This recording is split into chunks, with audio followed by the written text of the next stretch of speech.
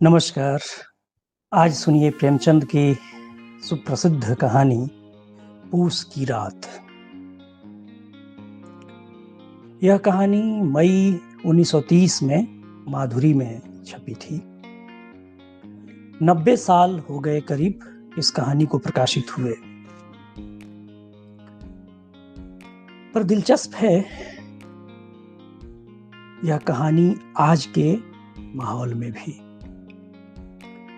सीमांत किसान यानी छोटी जोत के किसान मजदूर बनने को अभिशप्त हैं। उन दिनों जमींदार का सहना आता था, किसानों पर घुड़कियां जमाता था, गाली गलौज करता था, डराता धमकाता था। आज बैंक से नोटिस आता है और कभी कभी तो बाउंसर भी आते हैं डराने धमकाने, थाना पुलिस भी। और अब तो कई कदम आगे मामला चला गया है। कॉरपोरेट खेती के इस जमाने में तो नए किस्म के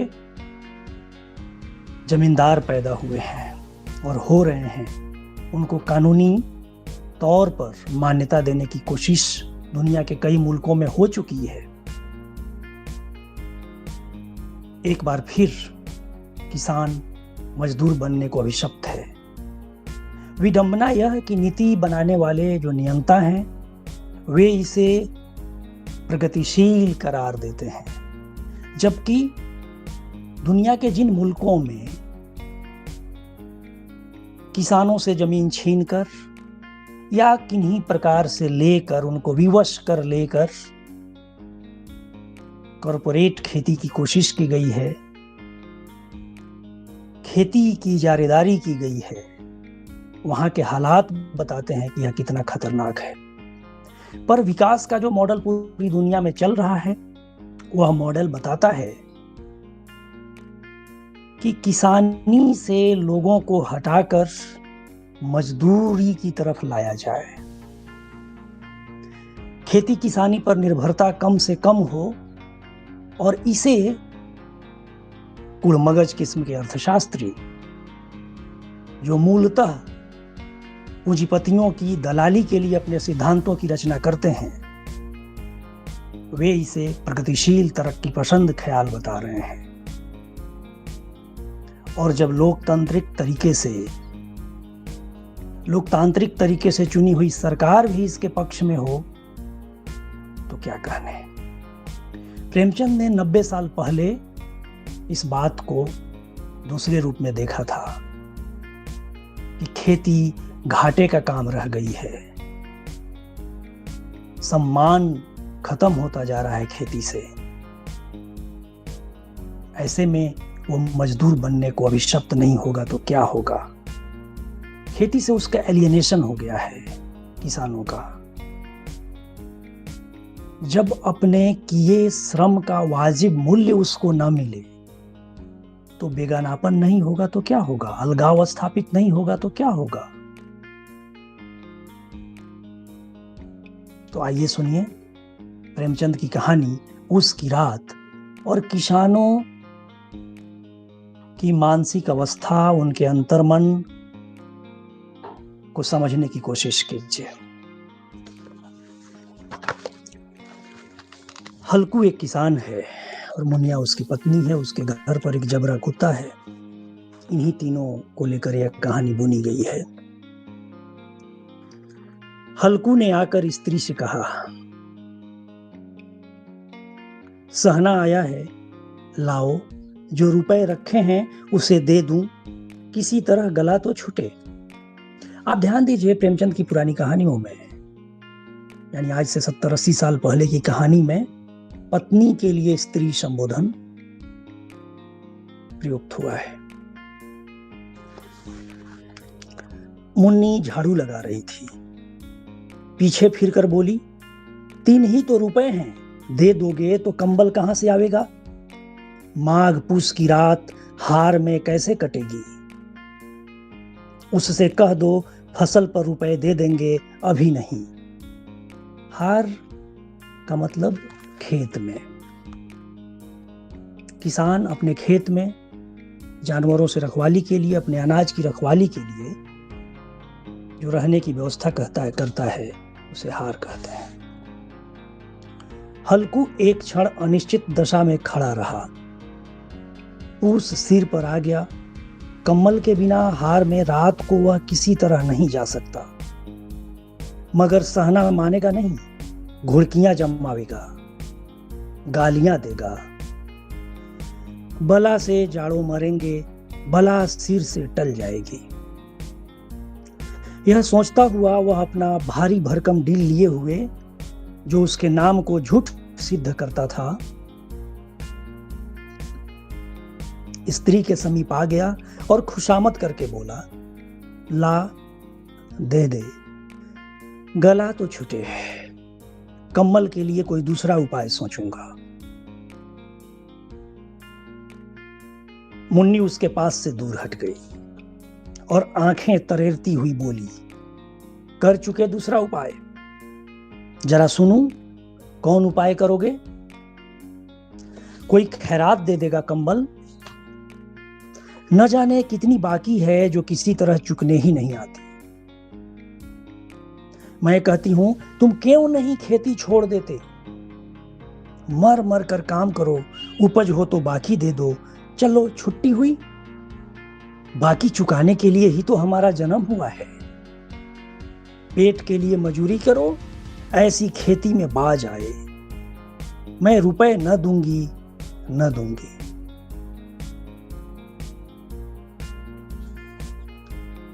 पेट भरने के लिए मजूरी करना पड़ रहा है, और खेती से जो उपार्जन होता है वह तो चुकाने में, कर्ज चुकाने में ही जा रहा है। आप याद कीजिए विदर्भ के किसानों के हालात, पंजाब के किसानों के हालात। हर साल कितने किसान आत्महत्या को अभिशप्त हो रहे हैं। उस आत्महत्या के पहले उनकी जो स्थिति होती होगी, संभवतः वैसी ही स्थिति इस कहानी में है। हल्कू उदास होकर बोला, तो क्या गाली खाऊं? मुन्नी ने तड़प कर कहा, गाली क्यों देगा? क्या उसका राज है? मगर यह कहने के साथ उसकी तनी हुई भौहें ढीली पड़ गईं। हल्कू के उस वाक्य में जो कठोर सत्य था, वह मानो एक भीषण जंतु की भांति उसे घुर रहा था। उसी का राज है, जमींदार का ही राज है। कॉर्पोरेट खेती के जमाने में पूंजीपतियों का राज होगा। उसने जाकर आले पर से रुपए निकाले और लाकर हल्कू के हाथ पर रख दिए। फिर बोली, तुम छोड़ दो अब की से खेती। मजूरी में सूख से एक रोटी खाने को तो मिलेगी, किसी की धौंस तो न रहेगी। अच्छी खेती है, मजूरी करके लाओ, वह उसी में झोंक दो, ऊपर से धौंस। हल्कू ने रुपए लिए और इस तरह बाहर चला मानो अपना हृदय निकाल कर देने जा रहा हो। ये 3 रुपए नहीं है, हल्कू के लिए हृदय है। उसने मजूरी से एक एक पैसा काट कपट कर 3 रुपए कम्बल के लिए जमा किए थे, वह आज निकले जा रहे थे। एक एक पग के साथ उसका मस्तक अपनी दीनता के भार से दबा जा रहा था। पहले दृश्य में आपने देखा, दृश्य समाप्त होता है कहानी। जो प्रेमचंद ने दिखाया कि सहना आया है, पैसा मांग रहा है, हल्कू अपनी पत्नी से बात कर रहा है, और जाड़े में बचने के लिए जो उसने 3 रुपए किसी तरह कतर ब्योंत करके इकट्ठा किए हैं, वह दे रहा है। अब दूसरे दृश्य में पूस आ गया है। उसकी अंधेरी रात है। उसकी अंधेरी रात आकाश पर तारे ठिठुरते हुए मालूम होते थे। हल्कू अपने खेत के किनारे ऊख के पत्तों की एक छतरी के नीचे बांस के खटोले पर अपनी पुरानी गाढ़े की चादर ओढ़े कांप रहा था। खाट के नीचे उसका संगी कुत्ता जबरा पेट में मुंह डाले सर्दी से कूं कूं कर रहा था। दो में से एक को भी नींद न आती थी। हल्कू ने घुटनियों को गर्दन में चिपकाते हुए कहा, क्यों जबरा, जाड़ा लगता है? कहता तो था ठंड में पुआल पर लेट रह। तो यहाँ क्या लेने आए थे? अब खाओ ठंड, मैं क्या करूं? जानते थे मैं यहाँ हलवा पूरी खाने आ रहा हूं। दौड़े दौड़े आगे आगे चले आए। अब रो नानी के नाम को। जबरा ने पड़े पड़े दुम हिलाई और अपनी कूं कूं को दीर्घ बनाता हुआ एक बार जम्हाई लेकर चुप हो गया। उसकी श्वान बुद्धि ने शायद ताड़ लिया, स्वामी को मेरी कूं कूं से नींद नहीं आ रही है। हल्कू ने हाथ निकालकर जबरा की ठंडी पीठ सहलाते हुए कहा, कल से मत आना मेरे साथ, नहीं तो ठंडे हो जाओगे। यह राण पछुआ न जाने कहां से बर्फ लिए आ रही है। उठूं फिर एक चिलम भरूं, किसी तरह रात तो कटे। 8 चिलम तो पी चुका। यह खेती का मजा है। और एक एक भागवान ऐसे पड़े हैं जिनके पास जाड़ा जाए तो गर्मी से घबरा कर भागे। मोटे मोटे गद्दे, लिहाफ, कम्बल, मजाल है कि जाड़े का गुजर हो जाए। तकदीर की खूबी है। मजूरी हम करें, मजा दूसरे लूटें। हल्कू सवा सेर गेहूं कहानी के नायक की तरह ही है।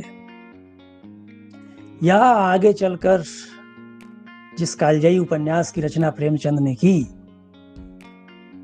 जिस उपन्यास की वजह से कोई भी भाषा इतरा सकती है कि उसके पास गोदान जैसा उपन्यास है,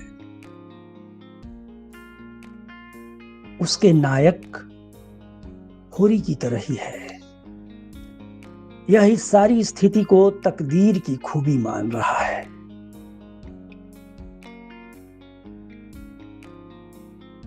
जब तक होरी या हल्कू या सवा शेर कहानी का नायक इसे तकदीर की खूबी मानते रहेंगे, इनके हालात बदलने वाले नहीं हैं। उन्हें पहचानना होगा कि यह तकदीर की खूबी नहीं है, यह इस शोषण मूलक ढांचे की वजह से है। लिहाजा शोषण को बढ़ावा देने वाली इस व्यवस्था को बदलनी होगी। पर हल्कू इतना तो समझ गया है, मजूरी हम करें, मजा दूसरे लूटें। हल्कू उठा और गड्ढे में से जरा सी आग निकालकर चिलम भरी। जबरा भी उठ बैठा। हल्कू ने चिलम पीते हुए कहा, पिएगा चिलम? जाड़ा तो क्या जाता है, जरा मन बहल जाता है। जबरा ने उसके मुंह की ओर प्रेम से छलकती हुई आंखों से देखा। हल्कू, आज और जाड़ा खा ले, कल से मैं यहां पुआल बिछा दूंगा, उसी में घुस कर बैठना, तब जाड़ा न लगेगा। ये किसान सिर्फ अपने लिए नहीं चिंतित है, उसे परवाह अपने कुत्ते की भी है कि उसको भी ठंड न लगे। जबरा ने अगले पंजे उसकी घुटनियों पर रख दिए और उसके मुंह के पास अपना मुंह ले गया। हल्कू को उसकी गर्म सांस लगी। चिलम पीकर हल्कू फिर लेटा और निश्चय करके लेटा कि चाहे कुछ हो, अब की सो जाऊंगा। पर एक ही क्षण में उसके हृदय में कंपन होने लगा। कभी इस करवट लेटता, कभी उस करवट, पर जाड़ा किसी पिशाच की भांति उसकी छाती को दबाए हुए था।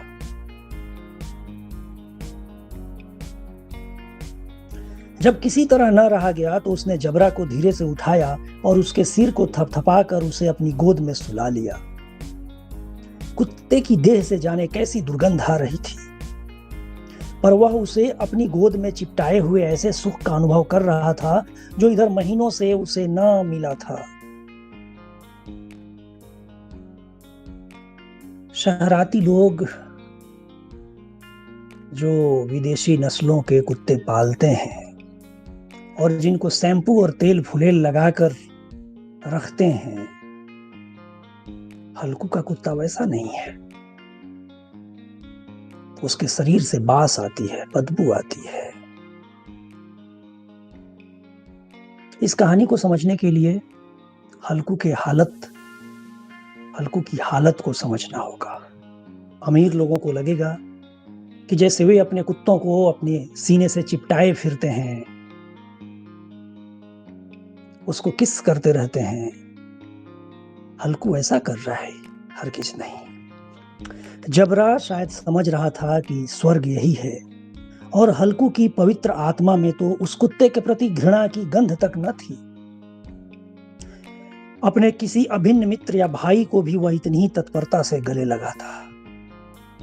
वह अपनी दीनता से आहत न था जिसने आज उसे इस दशा को पहुंचा दिया। नहीं, इस अनोखी मैत्री ने जैसी उसकी आत्मा के सब द्वार खोल दिए थे और उसका एक एक अणु प्रकाश से चमक रहा था। सहसा जबरा ने किसी जानवर की आहट पाई। इस विशेष आत्मीयता ने उसमें एक नई स्फूर्ति पैदा कर दी थी जो हवा के ठंडे झोंकों को तुच्छ समझती थी। वह झपट कर उठा और छतरी के बाहर आकर भौंकने लगा। हल्कू ने उसे कई बार चुमकार कर बुलाया, पर वह उसके पास न आया। हार में चारों तरफ दौड़ दौड़ कर भौंकता रहा। एक क्षण के लिए आ भी जाता तो तुरंत ही फिर दौड़ता। कर्तव्य उसके हृदय में अरमान की भांति उछल रहा था। जबरा के भीतर जो है कर्तव्य भावना पैदा हुई, वह हल्कू के सीने लगा देने की वजह से हुई थी। अब तीसरा दृश्य शुरू होता है। 1 घंटा और गुजर गया। रात ने शीत को हवा से धधकाना शुरू किया। हल्कू उठ बैठा और दोनों घुटनों को छाती से मिलाकर सिर को उसमें छिपा लिया। फिर भी ठंड कम न हुई। ऐसा जान पड़ता था सारा रक्त जम गया है। धमनियों में रक्त की जगह हिम बह रहा है। उसने झुककर आकाश की ओर देखा। अभी कितनी रात बाकी है। सप्तर्षि अभी आकाश में आधे भी नहीं चढ़े। ऊपर आ जाएंगे तब कहीं सवेरा होगा। अभी पहर भर से ऊपर रात है। हल्कू के खेत से कोई 1 गोली के टप्पे पर आमों का बाग था। पतझड़ शुरू हो गई थी। बाग में पत्तियों का ढेर लगा हुआ था। हल्कू ने सोचा चलकर पत्तियां बटोरूं और उन्हें जलाकर खूब तापूं। रात को कोई मुझे पत्तियां बटोरते देखे तो समझे कोई भूत है, कौन जाने कोई जानवर ही छिपा हो। मगर अब तो बैठे नहीं रहा जाता। उसने पास के अरहर के खेत में जाकर कई पौधे उखाड़ लिए और उनका एक झाड़ू बनाकर हाथ में सुलगता हुआ उपला लिए बगीचे की तरफ चला। जबरा ने उसे आते देखा तो पास आया और दुम हिलाने लगा। हल्कू ने कहा, अब तो नहीं रहा जाता जबरू, चलो बगीचे में पत्तियां बटोर कर तापें। टांठे हो जाएंगे तो फिर आकर सोएंगे। अभी तो रात बहुत है, यानी थोड़ी गर्माई अंदर आ जाएगी, तब आकर सो जाएंगे। जबरा ने कूं कूं करके सहमति प्रकट की और आगे आगे बगीचे की ओर चला। बगीचे में खूब अंधेरा छाया हुआ था और अंधकार में निर्दय पवन पत्तियों को कुचलता हुआ चला जाता था। वृक्ष से ओस की बूंदें टप टप नीचे टपक रही थी। एकाएक एक झोंका मेहंदी के फूलों की खुशबू लिए हुए आया। हल्कू ने कहा, कैसी अच्छी महक आई जबरू, तुम्हारी नाक में भी सुगंध आ रही है। जबरा को कहीं जमीन पर एक हड्डी पड़ी मिल गई थी, उसे निचोड़ रहा था। हल्कू ने आग जमीन पर रख दी और पत्तियां बटोरने लगा। जरा देर में पत्तियों का एक ढेर लग गया। हाथ ठिठुरे जाते थे, नंगे पांव गले जाते थे और वह पत्तियों का पहाड़ खड़ा कर रहा था। इसी अलाव में वह ठंड को जलाकर भस्म कर देगा। थोड़ी देर में अलाव जल उठा। उसकी लौ ऊपर वाले वृक्ष की पत्तियों को छू छू कर भागने लगी। उस अस्थिर प्रकाश में बगीचे के विशाल वृक्ष ऐसे मालूम होते थे मानो उस अथाह अंधकार को अपने सिरों पर संभाले हुए हों। अंधकार के उस अनंत सागर में यह प्रकाश एक नौका के समान हिलता मचलता हुआ जान पड़ता था। हल्कू अलाव के सामने बैठा आग ताप रहा था। एक क्षण में उसने दोहर उतार कर बगल में दबा ली और दोनों पांव फैला दिए। जो चादर उसने ओढ़े थे अब उसको उतार दिया, क्योंकि अलाव की गर्मी आ गई। एक क्षण में उसने दोहर उतार कर बगल में दबा ली और दोनों पांव फैला दिए, मानो ठंड को ललकार रहा हो। तेरे जी में जो आए सो कर। ठंड की असीम शक्ति पर विजय पाकर वह विजय गर्व को हृदय में छिपा न सकता था। उसने जबरा से कहा, क्यों जब्बर, अब ठंड नहीं लग रही है? जब्बर ने कूं कूं करके मानो कहा, अब क्या ठंड लगती ही रहेगी? पहले से यह उपाय न सूझा, नहीं इतनी ठंड क्यों खाते? हल्कू ने कहा।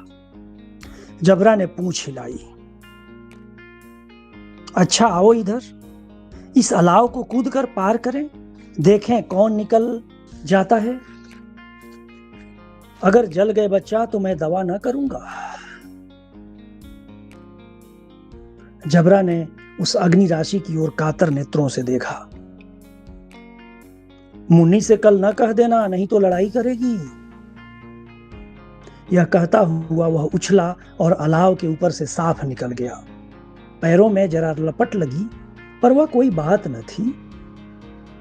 जबरा आग के गिर्द घूमकर उसके पास आकर खड़ा हो गया। हल्कू ने कहा, चलो चलो, इसकी सही नहीं, ऊपर से कूद कर आओ। वह फिर कूदा और अलाव के इस पार आ गया। गर्मी आ गई हल्कू को, जबरा को भी। यह दृश्य समाप्त हुआ। अब अगला दृश्य। पत्तियां जल चुकी थीं। बगीचे में फिर अंधेरा छाया था। राख के नीचे कुछ कुछ आग बाकी थी, जो हवा का झोंका आ जाने पर जरा जाग उठती थी, पर एक क्षण में फिर आंखें बंद कर लेती थी। हल्कू ने फिर चादर ओढ़ ली और गर्म राख के पास बैठा हुआ एक गीत गुनगुनाने लगा। उसके बदन में गर्मी आ गई थी, पर ज्यों-ज्यों शीत बढ़ती जाती थी उसे आलस्य दबाए लेता था। हल्कू ने फिर चादर ओढ़ ली और गर्म राख के पास बैठा हुआ एक गीत गुनगुनाने लगा। उसके बदन में गर्मी आ गई थी, पर ज्यों-ज्यों शीत बढ़ती जाती थी उसे आलस्य दबाए लेता था। जबरा जोर से भूंककर खेत की ओर भागा। हल्कू को ऐसा मालूम हुआ कि जानवरों का एक झुंड उसके खेत में आया है। शायद नीलगायों का झुंड है। उनके कूदने दौड़ने की आवाजें साफ कान में आ रही थीं। फिर ऐसा मालूम हुआ कि वह खेत में चर रही हैं। उनके चबाने की आवाज चर चर सुनाई देने लगी। उसने दिल में कहा, नहीं, जबरा के होते कोई जानवर खेत में नहीं आ सकता, नोच ही डाले। मुझे भ्रम हो रहा है। कहां, अब तो कुछ नहीं सुनाई देता। मुझे भी कैसा धोखा हुआ। दरअसल हल्कू खुद को धोखा दे रहा है। जो ठंड उसको अब महसूस हो रही है और उससे जो आलस्य पैदा हुआ है, वह हल्कू को ऐसा भ्रम के बारे में सोचने के लिए प्रेरित कर रहा है। उसने जोर से आवाज लगाई, जबरा, जबरा। जबरा भूंकता रहा। उसके पास न आया। फिर खेत के चरे जाने की आहट मिली। अब वह अपने को धोखा न दे सका। उसे अपनी जगह से हिलना जहर लग रहा था।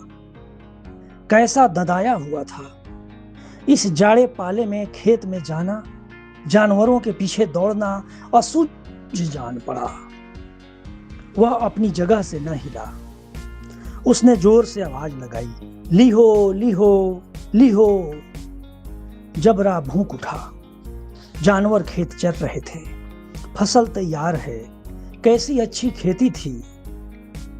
पर ये दुष्ट जानवर उसका सर्वनाश किए डालते हैं। हल्कू पक्का इरादा करके उठा और 2-3 कदम चला, पर एकाएक हवा का ऐसा ठंडा, चुभने वाला, बिच्छू के डंक का सा झोंका लगा कि वह फिर बुझते हुए अलाव के पास आ बैठा और राख को कुरेद कर अपनी ठंडी देह को गरमाने लगा। जबरा अपना गला फाड़े डालता था। नीलगायें खेत का सफाया किए डालती थीं और हल्कू गर्म राख के पास शांत बैठा हुआ था।